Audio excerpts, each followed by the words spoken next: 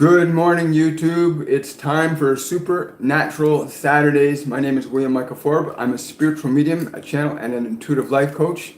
And today I've got something really special happening. I've had Master Jesus communicating with me for about the last 45 minutes on healing and the mechanisms of healing.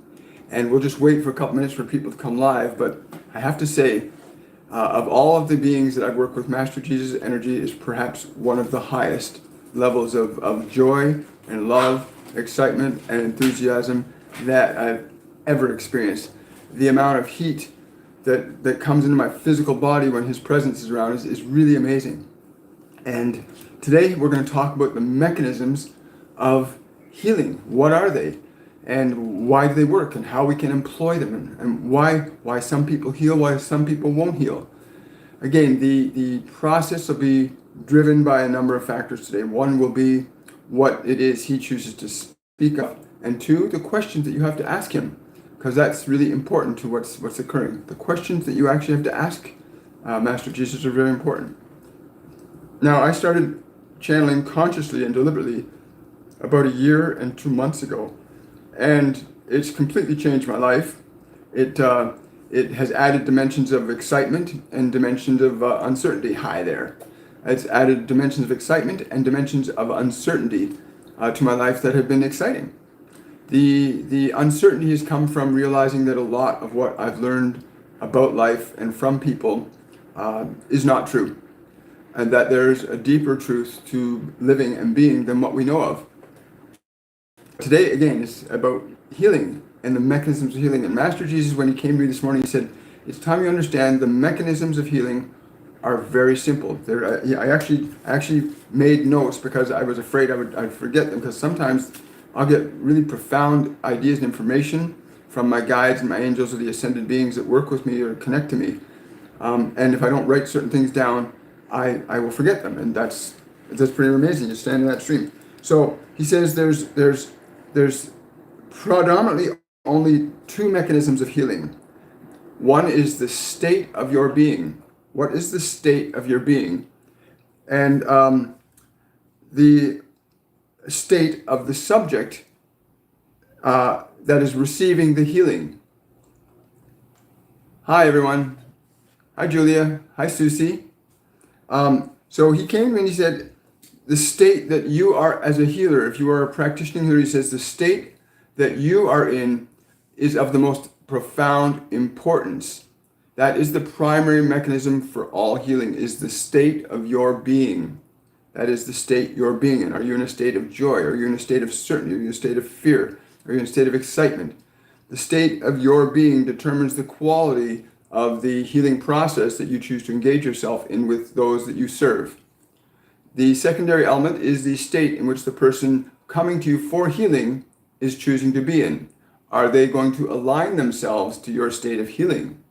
Now, he gave me examples of how old shamans and Eastern mystics will use devices like loud dances, noises, things to help the person that comes to them for the healing to alter their state, to align their state to the state of the healer. Or if you are a healer, that you use mechanisms, maybe you use aromatherapy, maybe you use beautiful music, maybe you use dance, maybe you use something very stimulating to encourage the person coming to you for healing to align to the state of the healing that you're providing them with. Master Jesus says the state of your being is wholly determined by what you are choosing to focus upon. You cannot be distracted in the moment of a pure healing. Your attention must be fully present in the vibrational feeling of the desired experience you are intending to impart onto the individual that is coming to you for the experience of wholeness. Because ultimately, this is what healing is. It is the restoration of wholeness, the wholeness of what that individual truly is and what you truly are. In that moment, in that process of healing, you align yourself to the divinity in the other as they align themselves to the divinity in you. And it must be a deliberately chosen process. One must choose. There are many aspects that are effects of that healing process that we will get into a little later. But the key is there are three fundamental mechanisms. The first mechanism in this is the state of your being. The second mechanism is the state of the individual whom you are working with. The other elements of bringing that person into that state may include a variety of different processes. It is many a time that individuals would come to me, and in the process of healing, there was no mechanism required. Their exclusive belief in the possibility of their wholeness was so complete that I never needed to do anything other than to be present with them or to lay a hand on them. For in truth, it is my state that might be open to allowing that process to enable their healing, but is their allowing to be in that state themselves of wholeness that allows that state to come to pass. In essence, the state is one and the same. It is a place of unity. It is a place of non-separation, where complete and utter love exists. Where there is love, there can be no disease. And where there is love, there can only be wholeness. It is important you understand this element of your nature so that you can choose to be in the state that most satisfies the quality and expression of life as you wish to see it within you and around you. So I've been really excited, pumped up about this because the amount of energy is really amazing. I'm thinking really hard about this, the state of the being that we are in. What is the state of your being, and how do you decide what is the state of your being? I'm often brought to the realization there's different levels to who I think I am, but in reality, he says there's only one being that is you, but you may choose to align that being to aspects of the there's words, they use words sometimes I don't quite understand, to the aspects of, I'll say consciousness, to the aspects of consciousness that might be different in potential than the intended quality of being that you wish to be in. There are conditions existent in the physical world that might give you the belief, mislead you to assume that there is something less than the experience of love as part of your existence. Getting your body and your mind to be in alignment with your being is the goal in your presence in this physical form.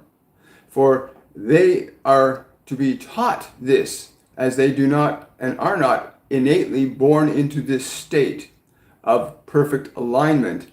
Rather, they are born into a state of misalignment from that which you are, and they are maintained in that state of misalignment by environmental conditions. When you become aware of the distinction between the state of pleasure and pain, pleasure being the state of your essential nature, and pain being that which is not your essential nature, or that which is different in potential from your true nature.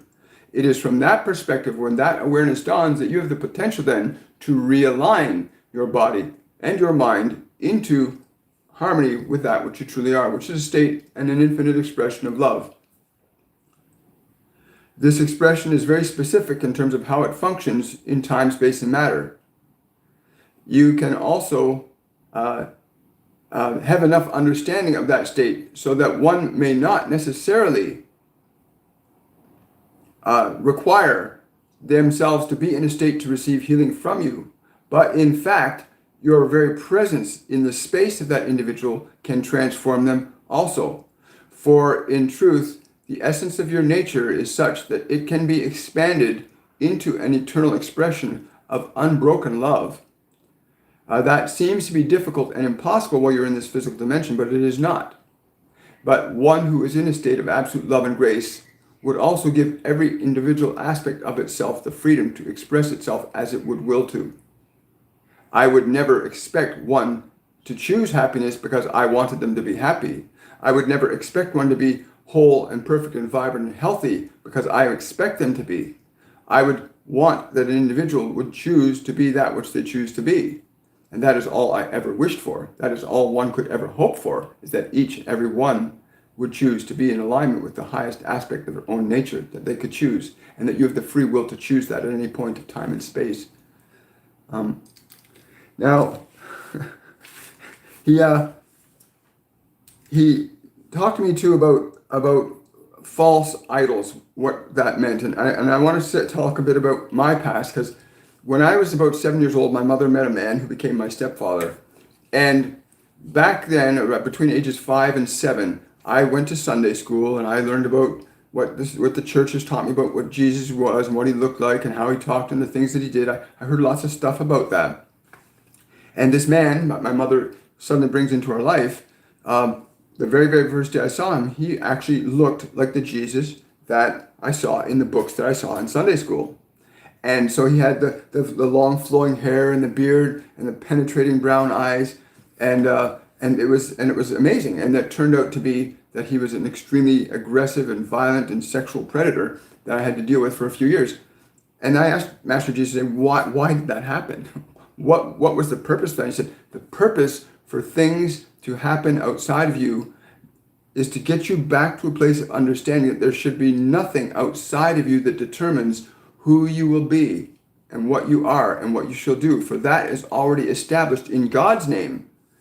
And I don't understand what he means by in God's name, but he said that we are essentially already complete in who we are, that we do not need something out there to complete us, but we need to be complete within ourselves, and we will see the completion of our lives around us. So when I asked him what that does that mean, to see the completion of our lives around us, he said, when you are feeling whole and complete, things will organize themselves, time and space and matter as you understand them will begin to organize themselves around the state of wholeness or the state of fear or the state of sadness that you're in. Everything is in alignment with the state of being that you choose to align yourself deliberately and intentionally to. So that was a real mind opener for me. I was laughing for about 10, 15 minutes when I realized that that's all it was just simply the realization that nothing outside of us should determine ultimately what we are thinking, feeling, believing, and doing. It should not be the determining factor, but this physical world would seem to imply, based on Newtonian experience of cause and effect, that when something hits my physical body, that my body feels a certain way. But he said, the body isn't who you are. when I argued that, he said, the body is not who you are. It's merely the mechanism through which you are expressing the nature of your being. And that is a dynamic process that you get to change as you go through experiencing this physical dimension. You can expand the expressions of love, or you can diminish your expressions of love. In other words, move into a state of fear. But he said, the healing process is very simple. You must learn to cultivate a state of being, a state of feeling that represents the desired experience you wish your material world to reflect as an extension of who you are. If you choose to be a healer or become a healer, then this truth is even more essential. For in that state of being, you also have the capacity to extend that state to others, while they have the free will to accept it or refuse it. You cannot force happiness or joy onto anybody. You cannot force pain or suffering onto anybody unless they accept it to some degree.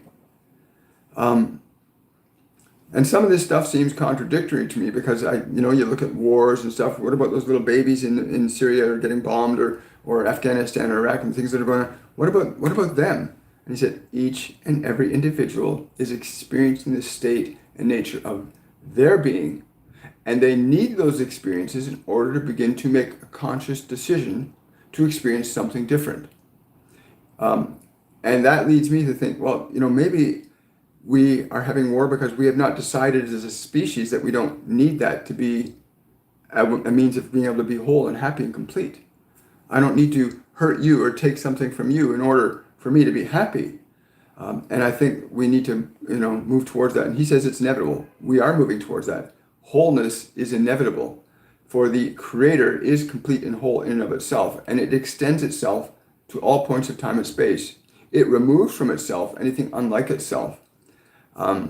Which then brings me to this understanding that, well, in reality then, if we are not moving into a state of love as a species, as a whole, then we're going to move towards a transformation in physical time and space that represents a movement towards that wholeness, even if that means rebuilding the thing, rebuilding this whole planet even, because we have to move towards. Now, we're going to start questions and answers really soon because this isn't my time. This is his time with you guys, and we want you to understand what you need to understand, that you, within you, at this point of your being, have everything within you to establish the wholeness and the complete state of love and grace that you so desperately seek in the world, but which can only truly be found and felt within yourself. And you are the creator of that, or you are the creator of your suffering. And this is important to learn and understand.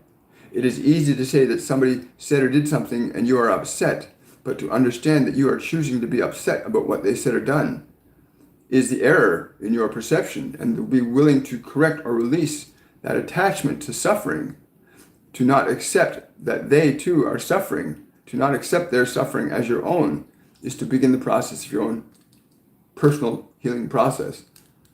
Wow.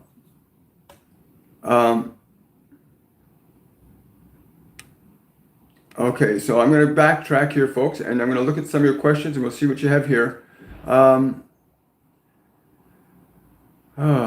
Hi, Angie. Hi, Melina. Hi, Neil.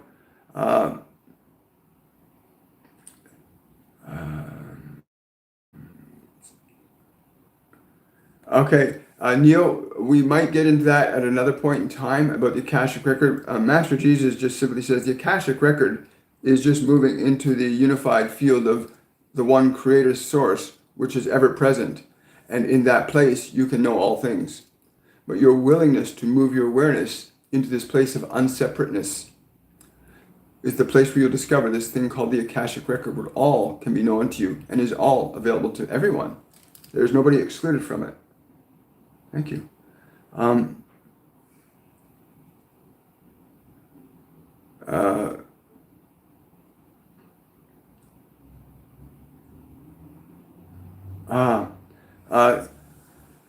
I gave my first one-on-one facial release session Thursday. I went for aura cleansing and meditation slightly before. How do I hold on to that state without having to go aura cleansing to heal others? He's saying first you must realize the state is not something you hold on to. The state is something that you become. You need to understand how to move yourself into being that which you are, which is love, to identify what your highest conceptions of this love is as an experience for your individual awareness while in that physical form is the primary key for aligning yourself to these higher frequencies that you think are lacking. They are not lacking. You need to become them, to become aware of them, and in becoming aware of them, allow them to become as you are. Is there a simple way you could put that? Okay, he's saying, so let's say you want to consider what your highest vibrational feeling of love is. So if we all took a moment and considered, what does love for me feel like? He's saying if you consider what that vibration of love feels like for you, then you might become aware, he says, you might become aware of a sensation up here. Some of you may find the sensation down here. Others may find it as a complete sensation within the body everywhere. But wherever you find the sensation, that is the first step, to become aware of the sensation of what you have vibrationally determined to be a frequency of love within your being.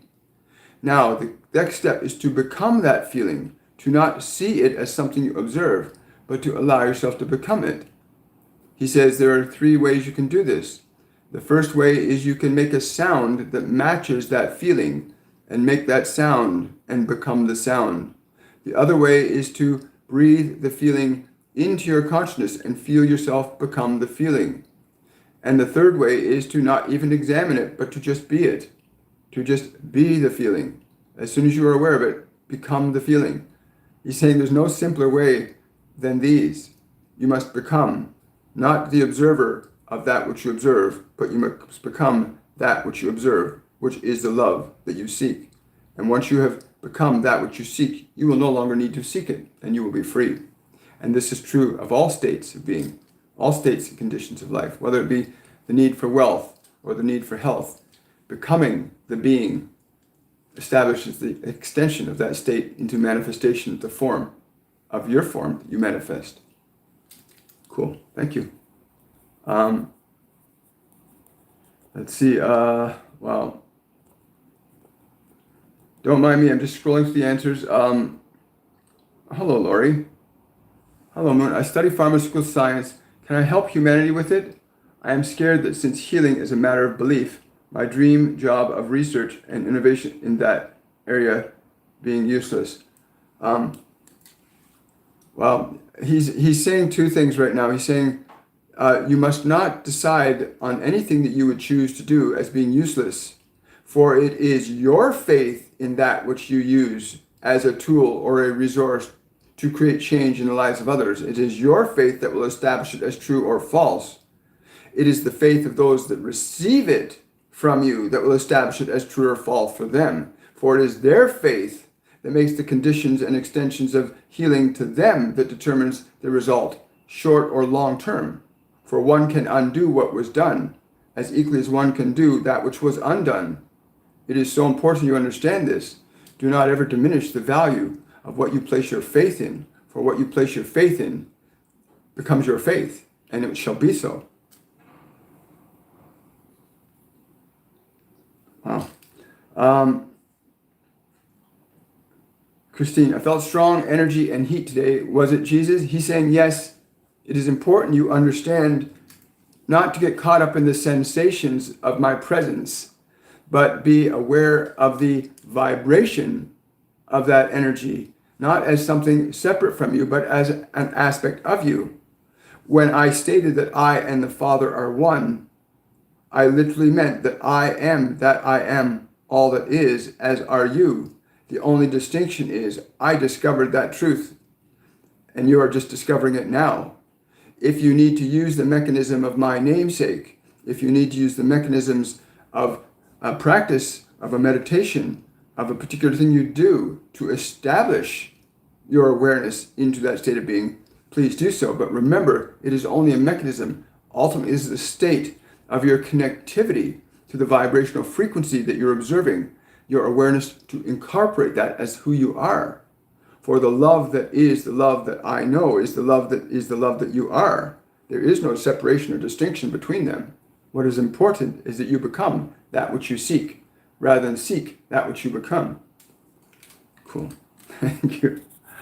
Sorry, you got to understand the level of joy when you have beings, like, look at these five physical senses we have really do restrict us to this realm. But our awareness is free to explore other realms, even while we're in a physical body, which is one of the beneficial things to meditation, which is why I meditate every day. It's important. Meditation is medication for your soul. It's healing. It's complete. It's returning to wholeness, returning home.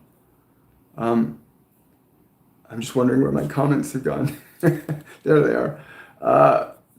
Okay. Wow. These are great questions. I'm so grateful you guys are asking these questions. Hi, Melina. Melina's asking, why are we now getting so much support from entities right now? Was it always so in the history of our planet? He's saying the reason you are getting all of this support at this time is because you have been cultivating it in your desire for it. You're bringing it forth. You bring us forth to you. You're bringing yourself to yourself. For as you recognize the wholeness of who you are, you have no desire to seek another outside of the completeness of who you already are, for you're already complete. So this is the manifestation of many. Somebody's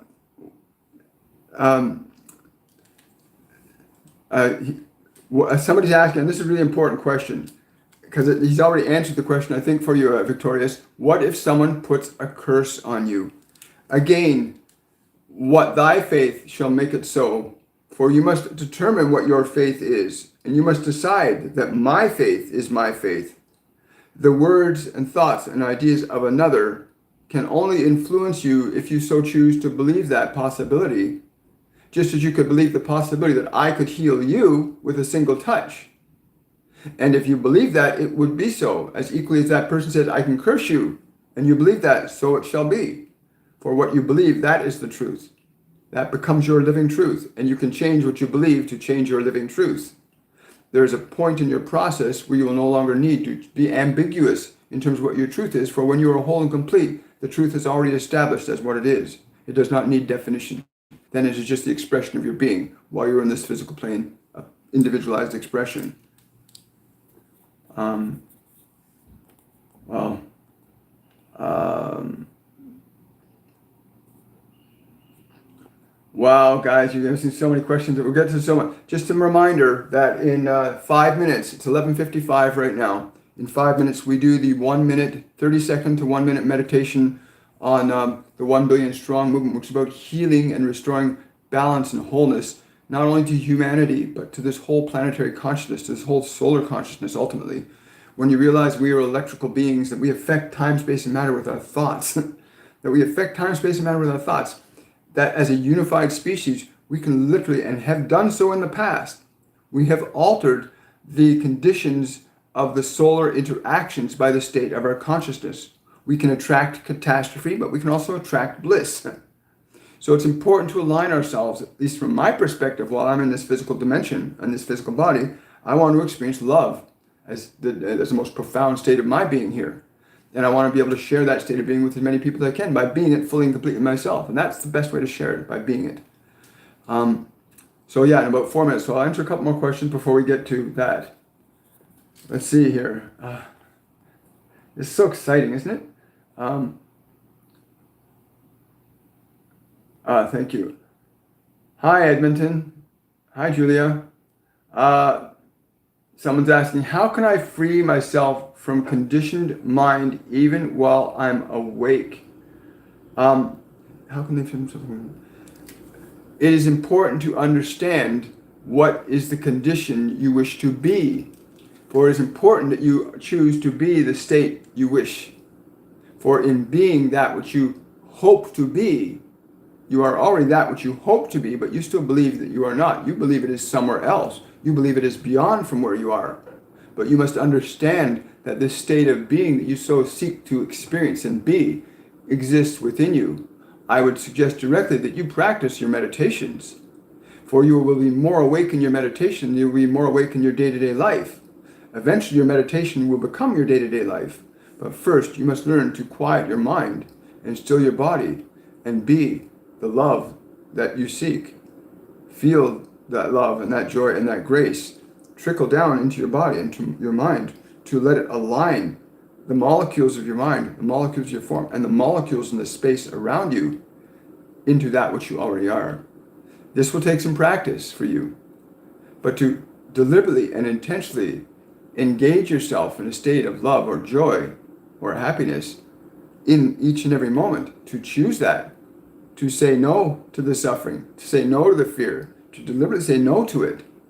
When you learn to say no to fear, you will say to no to any agencies of fear in this world. When you say no to fear within yourself, I will not allow this to be a part of who I am. For in truth, it's not a part of who you are. But you've been given this in this mechanism.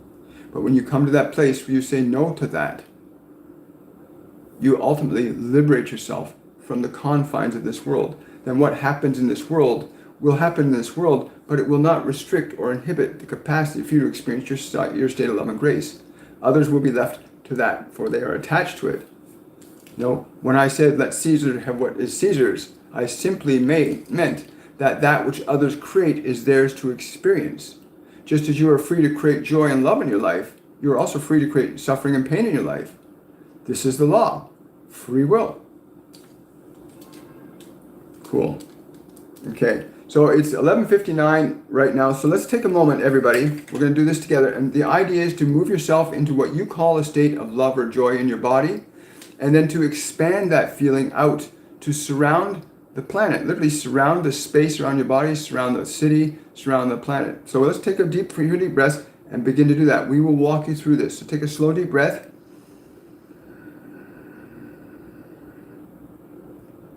Hold your breath. And as you exhale, relax.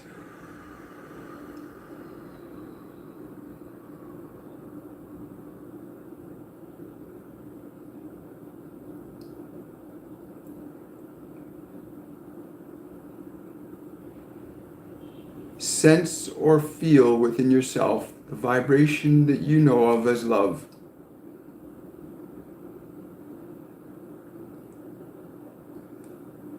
Now fill your body with that vibration with a breath. Breathe it into your whole body.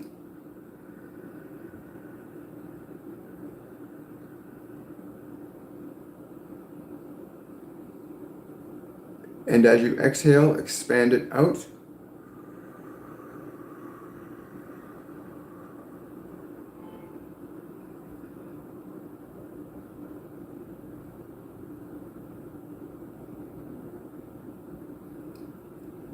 And as you breathe in again, make that feeling of love stronger.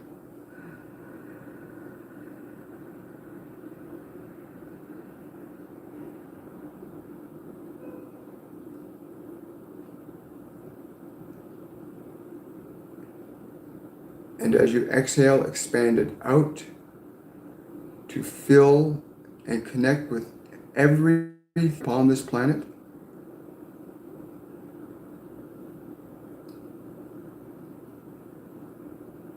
Imagine you can breathe in now and expand that feeling to surround the entire planet with this vibration of love as you understand it.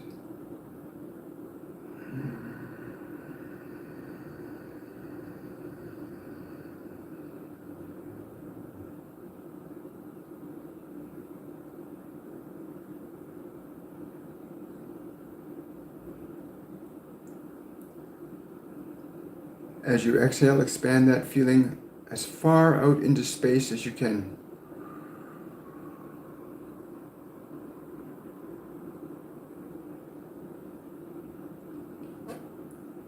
Now just let your body relax a little deeper. Just let your body relax even more. Let your breathing return to normal. And then bring your awareness back here. Notice the difference in the vibration of your body. If you've done this breathing, you'll feel the difference in the vibration of your body. Understand that when you can generate a change in your state like this, you can create any state in your body or in your mind or in your emotions. But it has to be done consciously, it has to be done deliberately, and it has to be done intentionally. And when you do that, you realign your body to a higher frequency of what love is for you. And the more you practice this, the stronger it gets. And the stronger it gets, the more you practice it because it feels good. You know? The cells in your body react. Just the cells in my body react when I tell my hand to close. The cells in your body are reacting when you focus on a vibration or a feeling of love. The same way as if you focus on a vibration of fear or doubt or guilt or shame, your cells respond to that. So align yourself deliberately, intentionally love. And remember, as you build that process up inside yourself, it's important you understand that you learn to go to that. When something upsets you or frustrates you, go back to that place. Because it all starts within you. And when you master this within you, around you starts to change. We get into that during our mediumship courses, which start next year. We'll get into more of that if any of you are interested in coming and checking out my courses and classes. You can go to my website and check it out. But let's get back to your questions and answers, because we still have 27 minutes left before we're complete for today. And he says he's got much more to say to you. And I have no idea what that is, but we'll find out soon enough. I'm just trying to find, there they are. Here we go.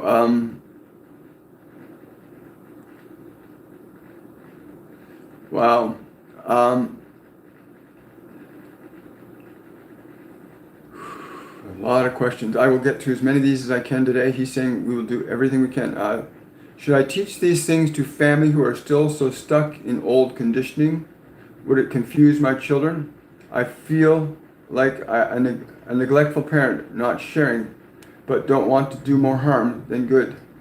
Angie, that's a great question. And he says, if you are in truly a state of love and grace, and you are acting and speaking in this regard at all times, then you will do no harm to none. If any, you will do goodness and graciousness to all, without having to act upon them specifically or directly.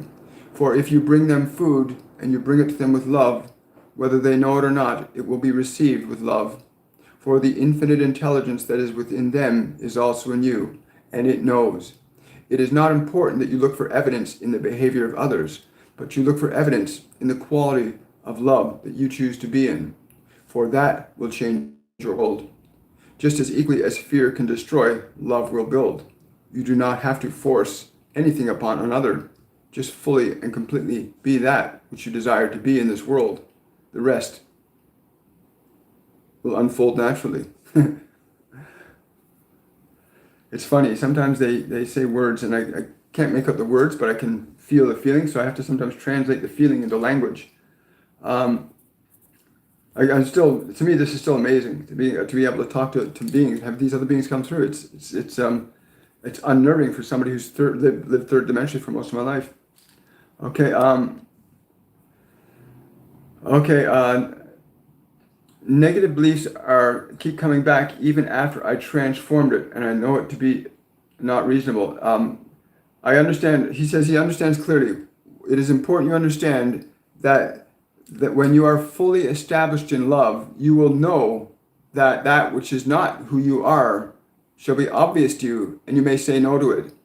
I'm going to paraphrase. So when that comes up, when those negative thoughts come up for you, those negative emotions come back, you must turn away from them. Literally, like when they're there, you just say, no, that's the old self. That's not who you are. Those emotions are just old patterns of who you used to be. And you're becoming this new being of love and light. And so anything unlike yourself, you will recognize. And then you have a choice. Okay, he's saying to me right now, you must never let one who would do you harm into your house. What do you mean by that? Whenever a negative thought or emotion comes up, it's a guest that you can invite into your home or you can refuse them entry. So when you see those old thoughts and emotions coming up, refuse them entry. Do not give them entry. Do not give them attention. Close the door on them and go back to your home. He says your home is the new state. But you are now, he's saying you're becoming more aware of who you are, not less aware. Do not fear these negative emotions, for they are not who you are. Who you are is that which perceives those that are different than what you call yourself to be. So you must learn to say no to those things. So in my language, I would say, just don't give them any attention. Don't give any of those negative emotions attention. They're just parts of your past. Stay in the present moment. Learn to keep your attention here and now in a state of love and grace. You have the choice. Negative emotions come up. They're not, the minute you perceive it, you're not it. You're the perceiver, and then there's the emotion. Right? So important to understand that the perceiver is perceiving something, but is not what is being perceived. But what most people do is they perceive that feeling, they look at it, they examine it, and the minute you start examining it, you're inviting it in. The minute you start to give that emotion, negative emotion, that fear, why am I feeling this way? Well, once you do that, you start to go, I am that. And you must say, once you perceive the fear, the anxiety, the guilt, once you feel, no, that's not who I am. That's an old self. I no longer wish to be that. And then you decide who you get to be who you want to be then. Let's see. Wow, this is great. I love the questions you guys are asking. Suggestions on healing pets. Oh, one moment. Sunny, will I be able to channel one day in the future in a conscious way? He's laughing. He's saying, your expectation restricts you from recognizing the obvious. When you seek not to look for it elsewhere, you will find that it is where you are. For we are not separate from you. None of us are. He's saying by us, he said, I mean all of us that are part of the one. We are available to all as you are available to us. The difference is in your ability to align yourself to a vibrational energy that would enable you to hear what we would have to say. For we could not speak to you through your fear, but we could respond to your calls for assistance. For your calls for assistance would suggest that you wish to be beyond that which you're suffering in, and we will come. So yes, to answer your question directly, I believe he's saying yes, that you can learn to channel at any moment. The minute you release your preconceived notions about what you think life is. These five physical senses are only five physical senses of sight, sound, touch, and smell. It's not who you are.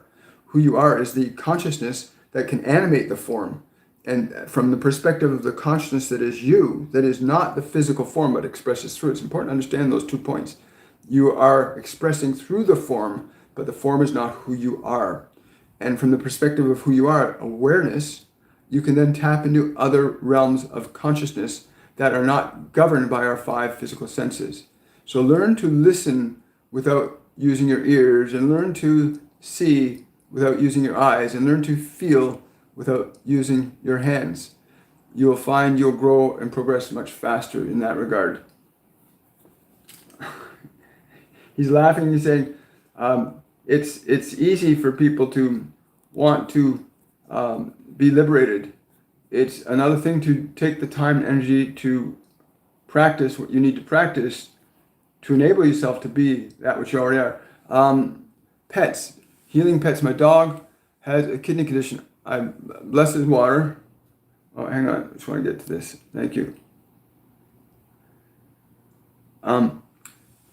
He's saying, you do not know yet fully how whole you are. For if you are in a state of complete wholeness, you may extend that vibration to your animal.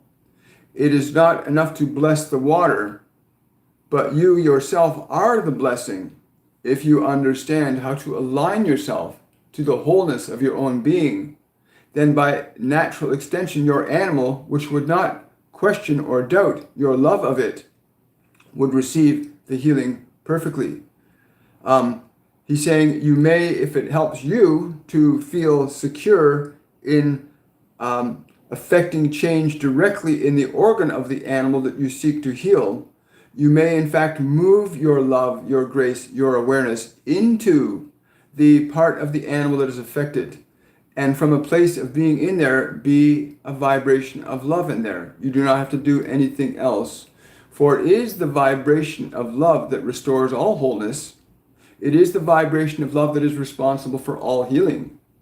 And if you know this and be this, you will do this. It will not be a question of, do I need this, or do I need that, or do I need this? This is the old way. And there are many ancient ones, many ancient tribes, many ancient beings that use mechanisms and sticks and rattles to excite and stimulate people into the quality of being that was needed for the healing. That's not necessary if you understand that you're not bound by that physical form. You may move your awareness into your animal, move your love into your animal, be love within them, and allow the vibration of the love to affect them. You will see immediate changes in their behavior. For animals are far more sensitive to the subtleties of emotional energy than most humans are, although most humans have the capacity to be ultimately sensitive equally as animals are to emotional energy. Yes, thank you.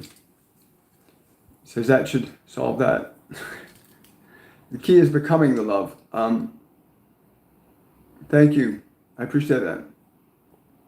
Oh, you're welcome.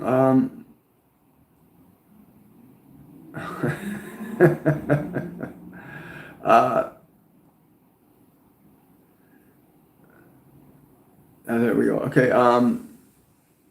Renate. On Thursday evening, a reverend who is a psychic and is channeling told me that I am surrounded by beautiful, I'm presuming by beautiful beings. And the answer is absolutely, we all are. We all are. In fact, you are one of those beautiful that surrounds others. In fact, every human being on this planet is a beautiful being surrounding others. But it is our doubt in who we are that would give us the illusion that something different is occurring. Love does not lie.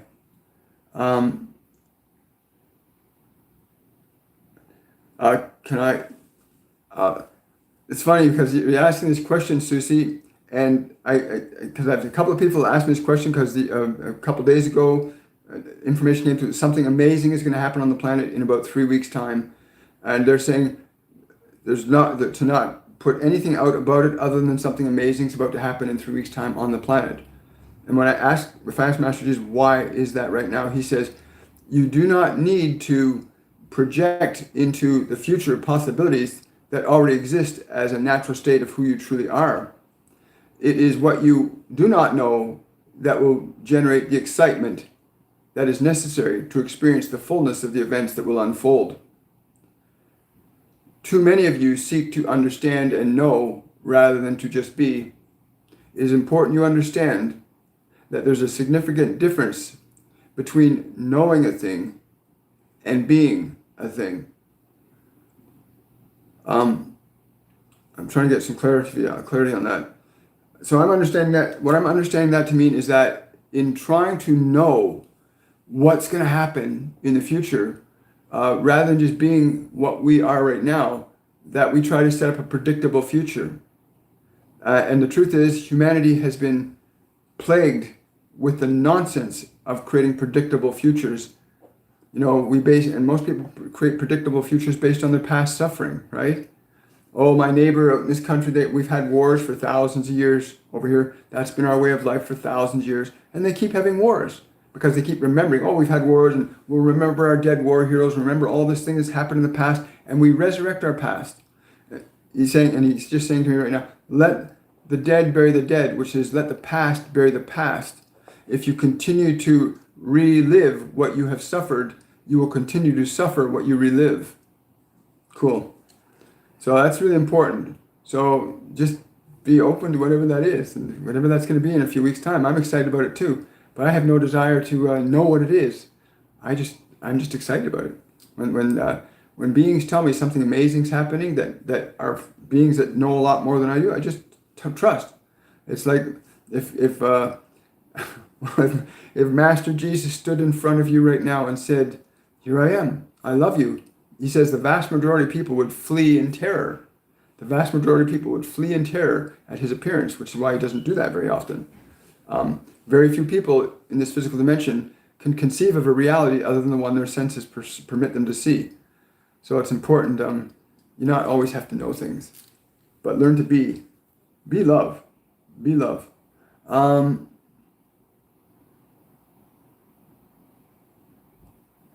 Wow, you guys are asking just so many awesome questions. Thank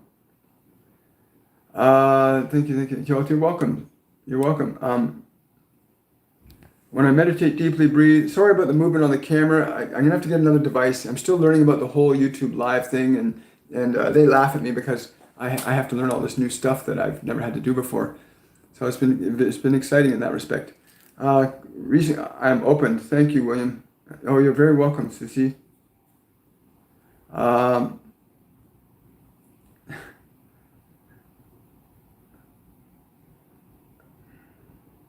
Okay, that's a great question, Christine, and I'll answer that from personal experience as well. He's got his answer, but I'm going to give you mine.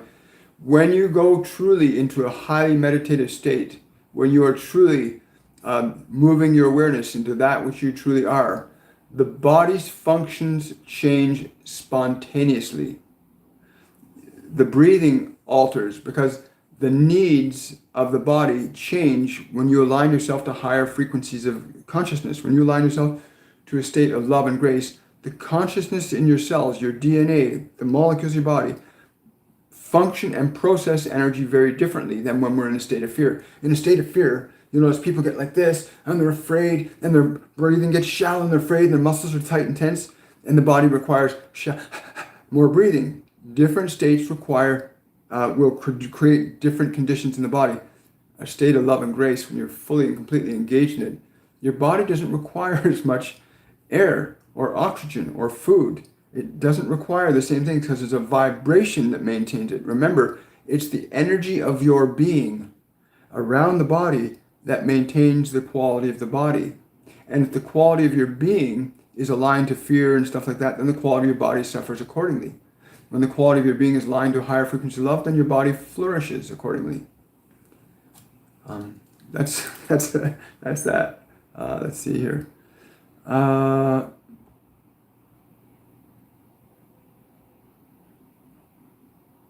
Yes, exactly, Sin. Caroline, if we are eating meat and sugar, is it true that if we think it's good for us, that our body will be sorry, I just missed the last part.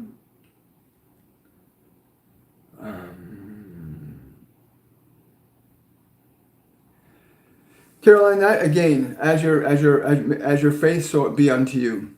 Ultimately, is what he's saying.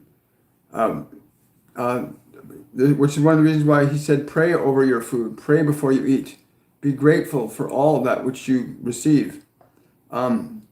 He says it is optimal that you have no need, if you understand, you have no need to eat meat as you understand meat to be. For there is meat that is good for your body, and there's meat that is not good for your body. But he says, ultimately, your faith shall be it. For there are many in this world that have consumed meat and have lived to great length of life, some as many as 150 years of age, that have continued to eat animal flesh. He says, I do not eat animal flesh. It was not conducive to the vibrational conditions I wish to extend to this world. And from that perspective, you may wish to reconsider what you eat and what you drink. For each thing in and of itself does constitute a spirit of sorts. And the spirit of love will always be sensitive to that which sustains it in time and space. Okay. And from my personal experience, I can say that, like, I've given up red meat, I've given up caffeine, I've given up alcohol, and I've noticed a significant difference in how my body feels, how the consciousness of my body feels. Remember, the body isn't who you are. It's just it's a vehicle. It's an animal form that we inhabit. We coexist with this form. We have a beautiful little puppy dog named Tika, and she's a tiny little Yorkie. And I know that if she's totally driven by her senses. She likes to find food wherever she goes. She looks always food obsessed. And if she eats anything that's not good for her body, she'll eat it because it tastes good, right? Because they're governed by their senses. She'll eat it and get sick. The same thing as you can take a dish of antifreeze. If you put a dish of antifreeze outside, animals will drink it. They like the sweetness of the antifreeze, and it will kill them in a matter of hours. So there are vibrational things that are good for your body and vibrational things that are not good for your body. And you have to identify from what your body communicates you if it's in harmony with it. I'm very aware that if I eat, like, I had something the other day. What was it again? I can't remember what it was, but I had something that had a bit of processed sugar in it. I could feel it immediately, that it was uncomfortable, bothered my throat instantly. And so I nixed that thing out. So you become more sensitive to what your body knows. Because if you're aware of what your body's experiencing, remember, my dog cannot question whether or not that thing that's about to eat is good or bad. It can only sense that it smells good and it tastes good. They can't question the deeper meaning of it. We, on the other hand, can question, well, this water here, is this good water? Well, yes, it is. It's pure water, and I can drink it. And it's good for me. If I add more salt to it, I'll add more minerals to water. And as a human consciousness, you can identify what you know to be good for your body and feel it. Your body will tell you. It'll get sick if you're not putting the right things in it. It's really simple. My dog gets sick if it eats things that aren't good for it. Your body will get sick if you're not eating things that are right for it. It's just the way it works. What you put in, you get out. Thank you. Oh, you're welcome, Julia. Shane, that's a good question. Is the anxiety I feel my body adjusting to... Sorry, the questions disappear from here. To the love I'm trying to feel throughout the day. No, the anxiety is not... you're aware of the anxiety because of who you are, because you can be aware of it. But it's important you understand that the anxiety is a concern you have about your future that's based on your past. It's about a concern you have about your future based on your past. When you can truly be in a state of love and grace, you don't have to worry about the future, because the very nature and energy of love will create very specific results in your world, and it'll create very specific results in how you behave and how you walk and how you talk. You know, if you're in a state of joy, you're in a state of excitement, the way you're going to walk and the way you're going to talk and how you're going to communicate with people is going to send a signal to the environment, and people are going to respond to you differently versus when you're walking around with your head down, I'm so sad, and people respond to you very differently. You'll attract different circumstances and experience according to the dominant emotional state you're in. Anxiety, from my personal experience, is always about a future I fear based on a past I have known. Important piece of information to understand. Anxiety is a fear based on a potential future that's based on a past I've known. And again, if I have past experience in relationships as I suffer, I get into abusive relationships, if that's been my past experience, then when I choose relationships, I'm going to have that. If I haven't cleared that up, if I haven't let go of my anxiety and my pain, and I'm still holding on to it, then I'm going to bring that forward into my life. So it's important to completely release all that anxiety. Just let it go. When you become aware of the anxiety, don't give it any attention. You'll feed it. Your attention feeds whatever you put it on. So don't give it any attention. Just focus on going back to love, being in the present moment. That's the best thing you can do for yourself. Let's see, where are all the questions now? Where have all the questions gone? Oh, I see, I got. Okay, here we go. How can I deal with the fear of a recurrence from cancer? That's a great question, and I'm so glad you asked that because, again, fear can only come from one place, either from what we're remembering of a past that we've already experienced or what we think a possible future might be based on that past. To release your fear, when you become aware of that fear, breathe, let it go, make a conscious decision. I release that from my life. You must tell your brain and your body, I release that fear, that energy from my life. You've got to tell your body what to do. You got to tell your mind what to do because it's just going to run on autopilot until you turn to it and say, okay, we're going to focus on vitality and health. I'm going to release this fear totally. And anytime it comes up, anytime the anxiety comes up, no, you don't have a place in my life. I release you with love and grace. And that's another mantra I've often given to people who I do readings with or people that I'm doing coaching work with is that mantra, really, I release you with love and grace. Anytime fear, guilt, or shame or depression come, I release you with love and grace. And really mean that when you speak those words, I release you with love and grace. Because then you're not attacking that energy either. You're actually extending love to it. And when you extend love to anything, it transforms it. Right? That's one of the big things that Master Jesus always impressed upon me, is that love transforms energy, time, and space into itself. Cool. I think we're almost done here, folks. We've got 3 minutes left. I'm going to take 2 more questions. And, okay, here we go. Sunny, can you explain how to jump to a new, better parallel reality? I want to understand quantum jump. Well, Sunny, to understand a quantum jump, you have to start jumping. And what do I mean by that? Sorry. He's saying, Master Jesus is just saying you have to just be the jump. You don't have to try and do it. You just have to be it. But I'm going to say this from my experience. Learning to get your body quiet and still, learning to get your mind quiet and still are quantum jumps. Because when you can get your body still, you jump out of being the body. When you can get your mind still, you jump out of being the mind. Now you're the awareness. Now the awareness, what do you want to experience as awareness? More love, more joy, more grace? Be understanding in this principle that when you quiet your body, you are jumping out of it. You're assuming authority over it. You are no longer it. It is your servant. It is relaxed. It is reposed. When your mind is quiet and still, and you've made it quiet and still, you're jumping. You're making a quantum jump from the body to the mind, from the mind to your soul, from the soul to the spirit. And there's a process. There are many dimensions you can explore from the perspective of individualized awareness. It's difficult to take your body into a 5th or 6th dimensional reality. Master Jesus is saying to me right now, it is possible if you understand how you have a dominion over frequency and energy. If you understand this, you could certainly change the frequency construction of the form so that you could change its perception in dimension. You can move it from one point of energy to another, much the same way as you could take a glass of water. I don't know how to do this, but I understand the theory. Much as we could take a glass of water and put it in a pot of water and boil it, that high vibration of heat transforms the water molecules into invisible stuff. Well, so too, if you know how to alter the electromagnetic energy that maintains the body to a different frequency, then you could actually physically move the body out of this point of time and space.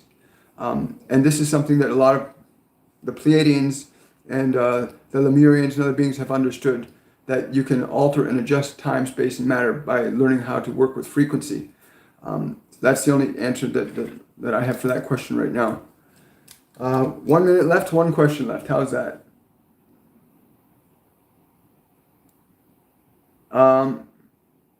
Okay.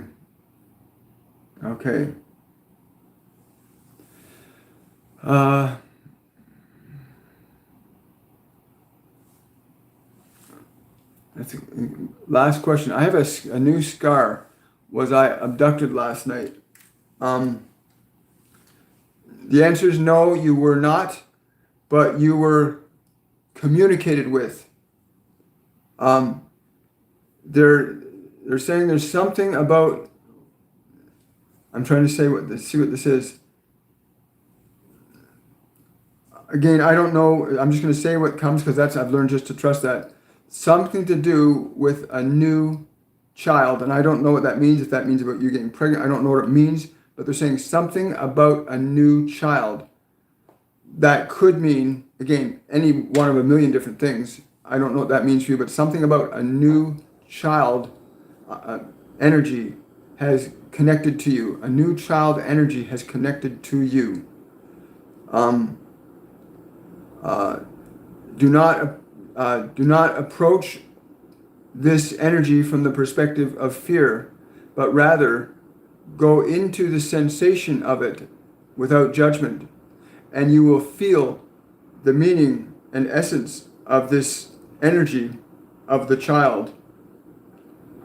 Now, I'm going to paraphrase that. So basically, when we finish the live in about 20 seconds, go to a quiet place where you won't be disturbed. Move into the place where that energy is, and just move into the feeling of it. Don't try to analyze it.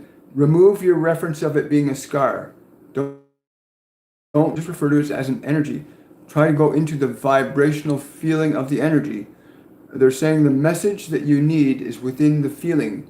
Once you receive the message, the scar will be gone. That's what they're saying. So go on, and please, when you do this, please leave a comment afterwards. Let me know how that goes, please, because I'm always excited when they say things like that to people. So go into that place. Go into the energy of it. Remove your labels from it of being a scar or an abduction. Remove the labels from it and go into the feeling of it without judgment, and feel the vibration of the feeling without your analysis of the vibration. Just feel it. And if you feel it properly, you'll receive the message about whatever this new child thing is. I don't know what that is, but please let me know. So I do know. And again, I want to thank everybody for coming out to Supernatural Saturday. And if you want to explore any of the other work I do, if you want to have a reading with me, please go to my website, williammichaelforbes.com. You can book a reading with me. You can check out our classes and courses, which start in February of 2020. And again, much love to all of you. Thank you, Master Jesus. Thank you, everybody, for showing up today. I will see you again next Saturday. And also, you can join, notice the daily messages that I'm now putting out. They've been giving me daily messages to put out. So you can go on my YouTube channel once a day in the morning. There's a morning message. So please enjoy that. And if you like this, please subscribe to my channel, share, and have yourselves a wonderful and a joyful day. Much love to all of you. Let's see if I can figure out how to exit out of here quickly. There we go. Bye, everybody.